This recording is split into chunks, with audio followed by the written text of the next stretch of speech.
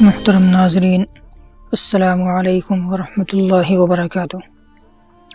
میرے محترم دوستوں، آج میں آپ حضرات کو اس ویڈیو میں غسل کی قسموں کے بارے میں بتلاؤں گا۔ میرے محترم دوستوں، فقہا نے لکھا ہے کہ پانچ طرح کے غسل فرض ہیں۔ نمبر 1، حیض سے پاکی پر غسل کرنا۔ نمبر 2، نفاس سے پاکی حاصل کرنے پر غسل کرنا۔ نمبر 3، التقاء ختانین اور سپاری کے چھپ جانے پر غسل کرنا۔ نمبر 4، خواب میں انزال یعنی احترام پر غسل کرنا۔ نمبر 5، شہوت کے ساتھ منی کا خارج ہونا، اس وقت بھی غسل کرنا۔ یہ 5 طریقے کے غسل کرنا یہ فرض ہیں اور واجب ہیں، اور 4 طرح کے غسل کرنا مسنون ہیں۔ نمبر 1، جمعہ کے دن غسل کرنا۔ نمبر 2، عیدین کے لیے غسل کرنا۔ نمبر 4، عرفہ کے دن غسل کرنا۔ اور نمبر 4، احرام کے وقت غسل کرنا۔ یہ 4 طریقے کے غسل کرنا یہ سنت ہیں، مسنون ہیں، اور ایک طرح کا غسل کرنا واجب ہے، یعنی میت کو غسل دینا، یہاں تک کہ غسل سے پہلے اس پر نماز جنازہ ہی جائز نہیں۔ اور ایک طرح کا غسل مستحب ہے،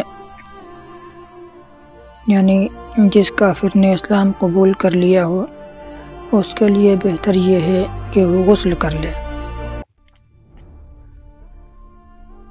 اسی طریقے سے غسل کے کچھ فرائض ہیں۔ نمبر 1، کلی کرنا۔ نمبر 2، ناک میں پانی ڈالنا۔ نمبر 3، پورے بدن پر پانی بہانا۔ یہ 3 چیزیں غسل میں فرض ہیں۔ غسل جنابت میں راجح قول کے مطابق غرغرہ کرنا واجب تو نہیں ہے لیکن سنت ہے۔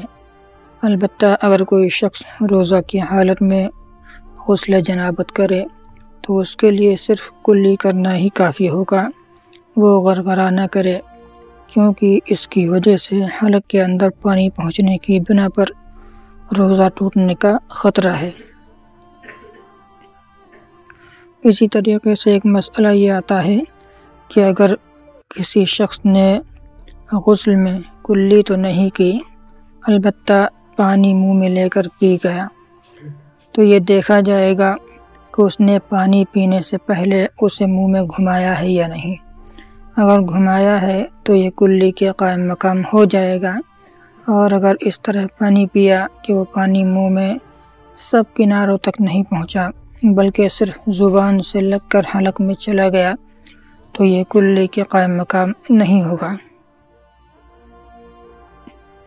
اسی طریقے سے ایک مسئلہ یہ بھی ہے کہ اگر غسل جنابت میں کلی کرنا بھول گیا اور نماز پڑھنے کے بعد یاد آیا تو دوبارہ غسل کرنا ضروری نہیں ہے، بلکہ صرف کلی کر لینا ہی کافی ہوگا، اور جو نماز کلی کرنے سے پہلے پڑھی گئی ہے اس کا اعادہ لازم ہوگا، اس کو دوبارہ پڑھنا ضروری ہوگا۔